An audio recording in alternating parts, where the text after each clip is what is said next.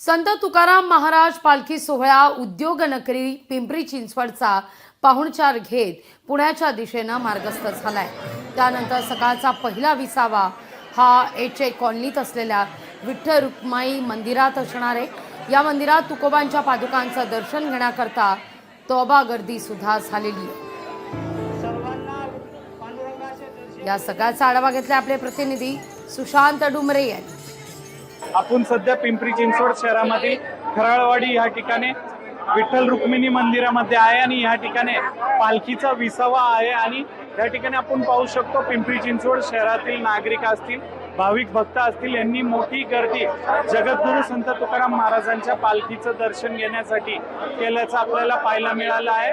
अगदी भक्तिमय वातावरणामध्ये ही पालखी या ठिकाणी पोहोचली आणि पूर्ण भक्तिमय वातावरण इथले नागरिक जे आहेत ते अनुभवत आहेत। अगदी उत्साह आहे, पावसाचा जोर असला तरी वारकऱ्यांमध्ये मोठा उत्साह आहे आणि भाविक भक्त देखील या ठिकाणी आता येऊ लागलेले आहेत। हा विसावा झाल्यानंतर पुन्हा पालखी जी आहे पुण्याकडे मार्गस्थ होणार आहे आणि पुणे या ठिकाणी जगद्गुरू संत तुकाराम महाराजांची पालखी असेल किंवा संत ज्ञानेश्वर महाराजांची पालखी असेल, ह्या दोन्ही पालखीचा संगम होणार आहे आणि तो संगम या सर्व वारकऱ्यांना असेल किंवा भाविक भक्तांना अनुभवायला मिळणार आहे। सुशांत डुमरे, लोकशाही मराठी, पिंपरी चिंचवड। तर माऊलींच्या पालखीनं देखील पुण्यनगरीकडे प्रस्थान ठेवलंय। आळंदीतील संजीवन समाधी मंदिराजवळील माऊलींच्या आजोळी पारंपरिक पद्धतीनं पालखीचा मुक्काम होता।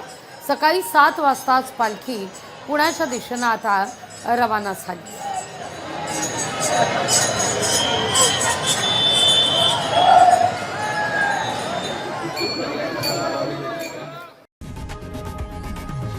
लोकशाही मराठी ऐका, पहा, जागरूक रहा।